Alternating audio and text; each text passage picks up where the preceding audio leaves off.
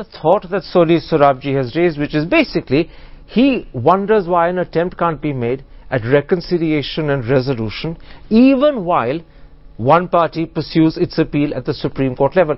This reminds me of what Kamal Farooqi, a colleague of yours on the All India Muslim Personal Law Board, said on television just 2 nights ago. He said that if his side wins, they will be even more open to negotiation and settlement, and he seemed to suggest that they would be prepared to make concessions because they would be making it out of magnanimity rather than weakness and surrender. Therefore, do you think that what Soli Sorabjee is saying is possible? Well, what is possible is, I don't think that anybody is on the Muslim side is going to hurry up until the Supreme Court decides.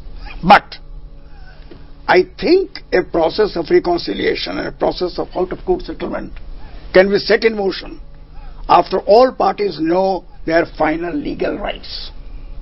Then they can make compromises. Not before.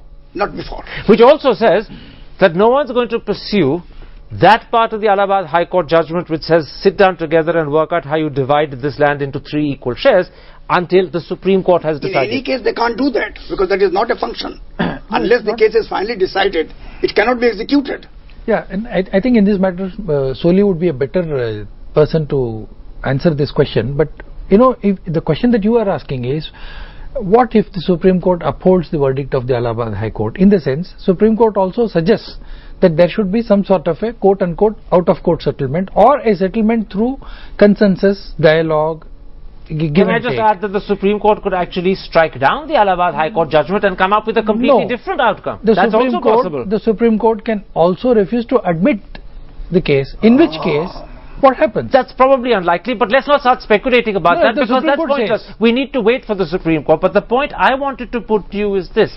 Are you prepared at this stage to take further the element of reconciliation that's inherent in this Allahabad judgment, or are you going to wait for the Supreme Court? No, it's not the question of who takes the initiative. The issue, the most important issue today in front of us is, excepting for the court, there is no individual person, like he quoted the name of Paramacharya, there is no one single individual against the weightage of the court whom we can turn to and whom we can appeal to and who can preside over the split.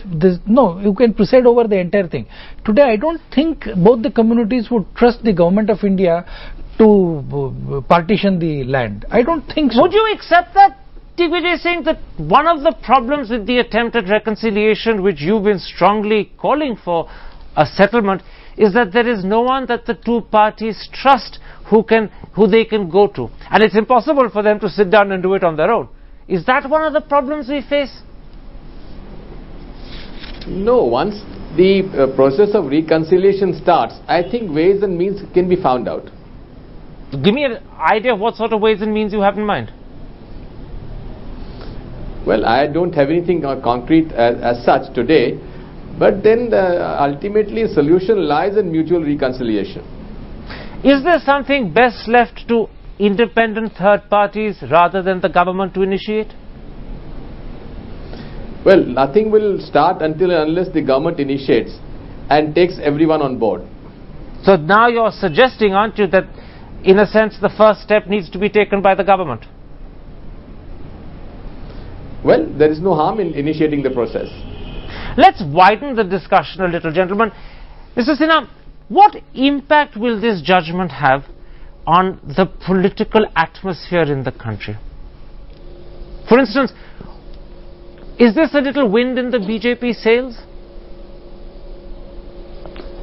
I think it will be puerile to look at it from that point of view.